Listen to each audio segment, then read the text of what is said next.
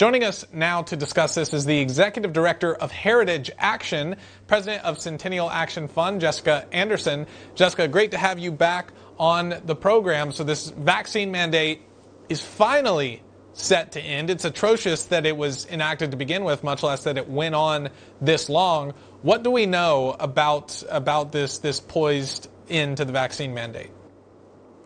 That's great. Thank you so much for having me tonight. It's really nice to be with you guys. So I think there's a lot that conservatives can celebrate in the final product of the NDAA here. And the fact that the vaccine mandate language that will repeal it from the military has stayed throughout all the negotiations the last 3 months is really a testament to the conservative leaders in the House, those that you mentioned in the Senate, that stood up for our servicemen and servicewomen and said, we cannot force them. With no science backing it, as you pointed out, we cannot be fired. So it's a win that this is included. Now that the NDAA language is out, it'll have a vote here in the House and a vote in the Senate, and then hopefully it'll ultimately end up on President Biden's desk. And I think this is one of the many good things that are coming out of the NDAA that conservatives actually lobbied for. The final bill doesn't include the permitting reform that Manchin wanted. It doesn't include draft our daughters that conservatives have long advocated against. That's a big win for us. And it toned down a lot of the DEI language that was included in the original provisions. Yeah, I think one of the most alarming things about this COVID vaccine mandate, not just in the military, everywhere that it was mandated, was that it was, in every case that I've seen, just a blanket mandate. They didn't factor in anyone's health risks, whether or not they had COVID, which a lot of doctors have cautioned heavily against. If you have had COVID, it is going to be bad. Prevent infection does not prevent transmission. So why would we make anybody take it? By withholding their signatures, by withholding their support for this, it makes a large body of the caucus worried about opposing leadership. But this is something that the people want. It's something our soldiers want. It's something worth fighting for, and I hope our leadership will come around to supporting this. Jessica, I smell some lawsuits coming against the Pentagon over all of this. What do you think?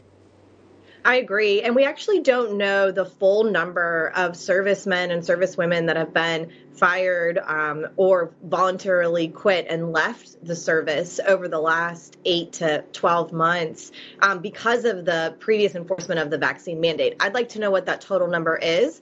And I think we need to have a thoughtful policy that allows for these servicemen to be reinstated going forward. And so for these senators that were Mike Braun that we just saw, all of these senators reflect the sort of courage that we want to see to know that the Senate has the back of servicemen, is calling for the repeal of the vaccine mandate, and then there will be some form of transparency and accountability for the wrongdoing that's happened before. Yeah, now I want to switch gears, Jessica, and get your thoughts on this as well. From Town Hall, on the eve before House vote, Heritage Action warns of concerns against the Respect for Marriage Act. And I'm so glad to have you from Heritage Action on to tell us what exactly these concerns are. A lot of people, especially if they watch this show, they have heard some of the downsides of the Respect for Marriage Act, and in my opinion, namely that it's a contradiction in terms, that marriage has always meant one specific thing. But what are the implications if this bill gets pushed through? So we have been very clear, and I believe conservatives in both the House and the Senate have been very clear about our concerns from the beginning about this bill. And frankly, we would actually call it the Disrespect for Marriage Act, because not only does it go against traditional marriage in the United States, but it also puts all of our religious liberties on the chopping block. So if you remember the case of Jack Phillips out of Colorado and how that went all the way up to the Supreme Court, well, we basically all, as Americans, are Jack Phillips now.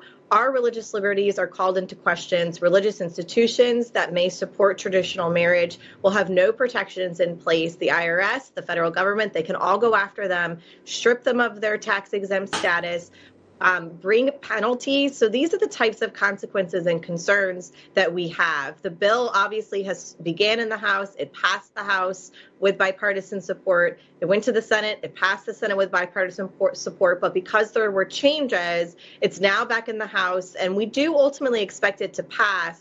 but it's a clarion call for those of us that still truly want to protect religious liberties and religious freedoms across the United States. Yeah, and this would in a sense be a nail in the coffin for religious liberty if this bill is passed. And then, the verdict is still out on how the Supreme Court's going to decide on the web designer case. But already, that itself poses a massive threat to our religious liberties as well. It's scary times we're living in, and this is what our founders meant when they said freedom requires eternal vigilance. Jessica Anderson from Heritage Action, great to have you back on the program. Thanks for joining. Thanks so much for having me.